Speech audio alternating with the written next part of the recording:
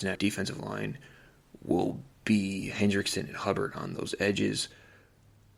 Major factors against the Chiefs feasted on Patrick Mahomes when Cincinnati decided to drop more people in the coverage in the second half. The Rams were going to have to answer that. Part of that will be Stafford making the right reads and decisions to beat the coverage. Also, establishing enough of a running game to keep the Cincinnati defensive line on its toes. And like I said, when the Rams O-line struggles, it seems to be mostly the inside guys, which could make those defensive tackles a very big factor, especially running the football. When Cincinnati has the ball, it's going to be a real difficult task for that offensive line. They gave up 9 sacks to the Raiders in the wild card round, and they'll be going up against one of the best defensive linemen and best defensive tackles in league history, Aaron Donald.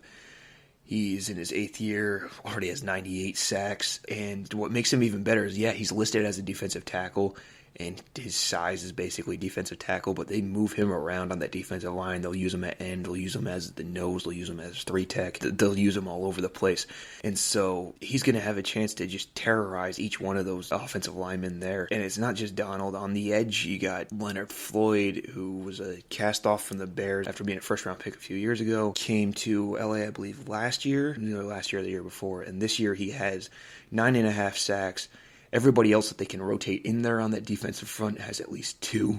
And, obviously the main thing is going to be shutting down Aaron Donald, but I think guys like Ashawn Robinson have been playing very well throughout the playoffs. So it's going to be a challenge for the Bengals offensive line, especially when 3 of the 5 offensive linemen are in just their second years in the NFL, and this is going to be one of the biggest challenges they've faced. Obviously they've faced Pittsburgh, Baltimore, and Cleveland with Garrett, Watt, what was Matt Judon. I can't even think of who Baltimore is right now, but could be highlighted even more on the national stage.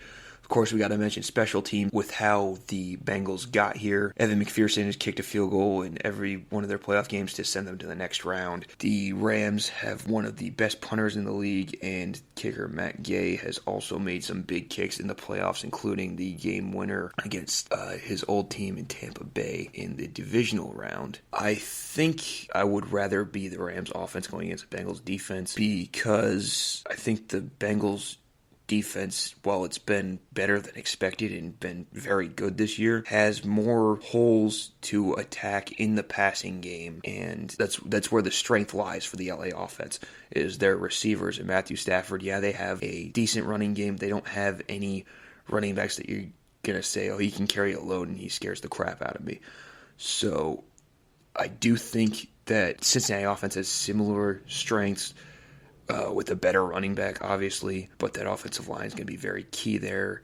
If they get decent protection, or if Joe Burrow is able to maneuver the pocket well enough, the offense should be able to keep Cincinnati in this game. We've seen them win throughout the playoffs and throughout the regular season, despite having that bad line. Probably overkill at this point right now, but their skill players certainly give them a chance. There's not a big discrepancy in the talent level between their offensive skill players on each of these teams. There's just a difference in experience level. I'm still going to take the Rams on this one, though. The Major League Baseball lockout continues to drag on.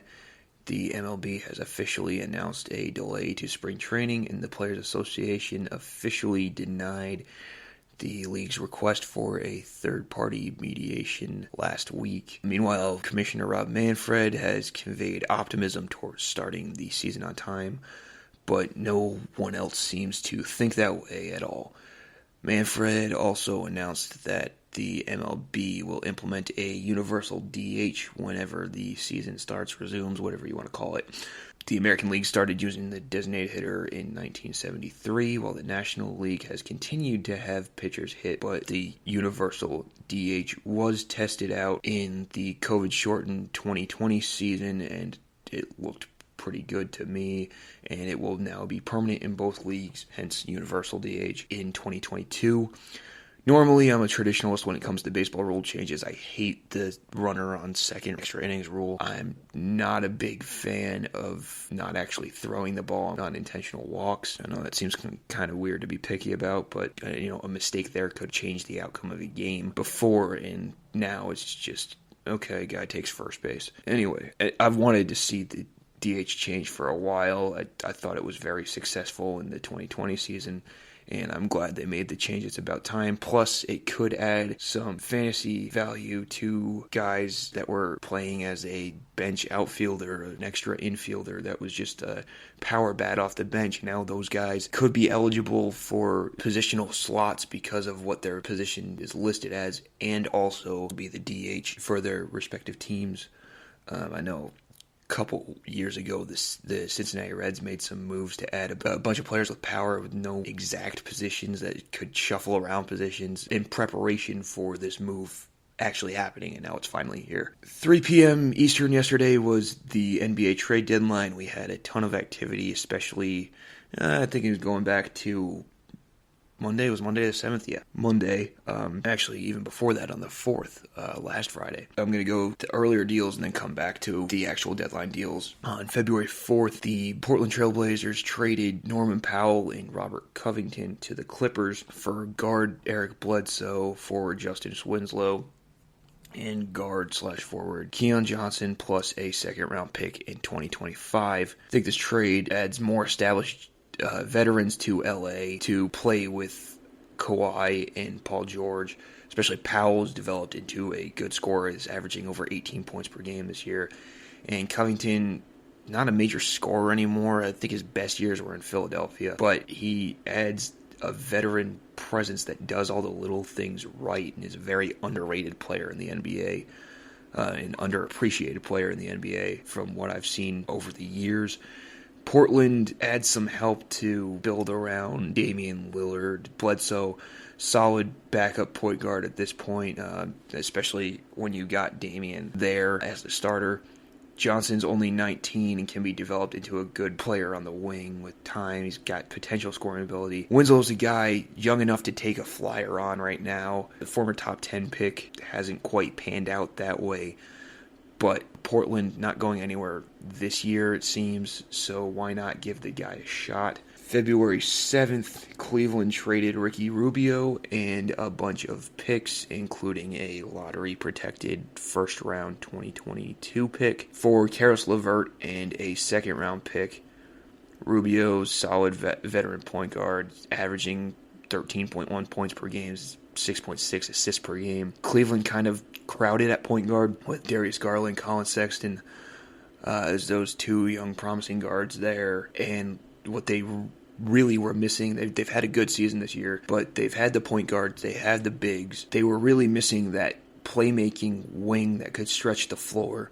And that's exactly what LeVert gives them, probably worth the first-round pick. Gives them exactly what they needed. Pacers, on the other hand, maybe going into a rebuild and added some great pieces to go with that during the week. Obviously, Rubio's a little old for a rebuild, but they got the first-round pick as a piece to rebuild through the week. And then I'll talk about another trade they made later to get a few pieces to help them out. Blazers also, on February 8th, which was Tuesday, started to break up the roster even more. They traded their other star guard, C.J. McCollum, along with big man Larry Nance and forward Tony Snell to the New Orleans Pelicans for guards Josh Hart, Nickeil Alexander-Walker, Thomas Satoransky, Didi Louzada, and protected first-round pick and second-round picks in 2026 and 2027. Satoransky and Alexander Walker were later flipped. I'll get to that deal later. Column gives New Orleans a great scorer on the wing who has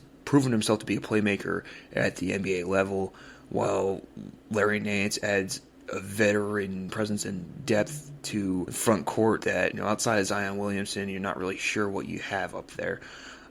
Snell can be decent in spurts off the bench there. Like I mentioned, the Pacers might be going into a rebuild. They traded big man Domantas Sabonis, who is scheduled to hit free agency and might not be at a price where Indiana can afford to bring him back the way he started his career. Justin Holiday and Jeremy Lamb, the two guards, plus a 2023 second-round pick, were traded to Sacramento for Tristan Thompson, which basically just a contract and a big guy to play on the floor now. Buddy Hield, who I believe is scheduled to hit free agency and may have just outgrown the Kings rebuild because they've been rebuilding so long. And second-year guard Tyrese Halliburton. I could go into a lot more detail about all these players in this trade, but the real surprising thing is that Halliburton's included in this. The Kings may make the play-in tournament. They're just right outside of that this year. But they're not going to go any further than that. Halliburton was their first-round pick last year, finished third in Rookie of the Year voting, and was thought to be the guy that they were building their franchise around yet again in their never-ending rebuild, it seems. And so he was supposed to be the centerpiece of this rebuild, especially with the way he burst onto the scene in the league, the way he can play point guard and shooting guard and score very easily. He's supposed to be one of the young stars of this league, and they just go and ship him off after a year and a half with the team. Like I said, Hield was a good player for them, but probably didn't fit their rebuilding timeline in terms of when they're going to be competitive, especially since he's 29 right now. Sacramento made more moves later, but I think this move really showed why their front office hasn't been able to build a winning team, and they haven't had a winning season since the 05-06 season when they finished 8th in the West, which was the final playoff spot, with a 44-38 record. I mean, it's been 16 years. What are they doing out there? Small trade, wing KZ Opala goes from the Heat to the Thunder for a 2026 second-round pick. Like I said, Nickeil Alexander-Walker and Tom Satoransky were later flipped from Portland after being acquired from New Orleans. Alexander-Walker goes to Utah along with Juancho Hernan-Gomez from the Spurs in a 3-team deal. The Spurs will get Thomas Satoransky and a second-round pick, while Portland gets veteran Australian wing Joe Ingles, Elijah Hughes, and a second-round pick. Bol and PJ Dozier, two young players in the league, injured right now, are on the move again. Earlier this season, they were traded in a multi-team trade from Denver to Boston, and at the deadline, they were flipped to Orlando with a second-round pick in cash for just a 2023 second-round pick. That compensation sounds really, really low, and it is, but you got to remember both these guys haven't totally panned out in the league yet. They weren't highly drafted, and they're both out for the season. Toronto trades guard Goran Dragic and a first-round pick to the Spurs for forward Thaddeus Young, Drew Eubanks, and a second-round pick. The Spurs are expected to buy out Dragic and give him a chance to sign with a contender. The Phoenix Suns have acquired guard Aaron Holiday from the Wizards for cash. Phoenix also gets veteran wing Torrey Craig and cash from Indy for second-year big Jalen Smith and 2022 second-round pick. Craig is a veteran wing that's made his mark helping teams like the Suns and Utah make runs in the playoffs with his play off the bench. Smith, it's his second year in the league. He's got some skills. At Maryland, he was a very good three-point shooter for a big. A little skinny, but he has skills you can work with and develop. And obviously, like I said, Indiana is kind of working on a rebuild over there, so that fits in with what they're trying to do. Montrezl Harrell, former NBA Sixth Man of the Year, is on his way from Washington to Charlotte. The Wizards will get big man Vernon Carey Jr., a former number one recruit for Duke, veteran point guard Ish Smith, and a 2023 second-round pick. Like I said, Harrell has been the Sixth Man of the Year in the NBA before. Brings great defensive game, good toughness, good rebounding, underrated offensive game, and should help a young Charlotte team led by LaMelo Ball and Miles Bridges make a push for the playoffs. Carey, like I said, was a former number one overall recruit in college, an okay college career, kind of just beginning his NBA career. And Smith is one of the best veteran backup point guards in the game. In a 4-team trade, Milwaukee acquires Serge Ibaka, 2 second-rounders, and cash. The Clippers get Rodney Hood, Semi Ojeleye, and Vanya Marinkovic. Sacramento gets Dante DiVincenzo, the former first-rounder from the Bucks, Josh Jackson and Trey Lyles from the Pistons, David Michino, and a second-round pick, while Detroit gets Marvin Bagley III. Ibaka gives Milwaukee a proven big who's very good on defense, improving offensive game all over the years. He's a decent three-point shooter as well. Adds another veteran presence to it, already strong team, in the argument for one of the strongest in the East. DiVincenzo is probably the most promising player going back to Sacramento in that he was a first rounder a couple years ago out of Villanova, had a very good rookie season for the Bucks. Josh Jackson was the 4th overall pick when he came out in the draft. He struggled in Phoenix, but once he landed in Memphis, he started to rebuild his career. And that resurgence continued off the bench in Detroit. Hood and Ojale are solid backup wing players who have played in big games in their careers in terms of playoff game experience to kind of go with that playoff push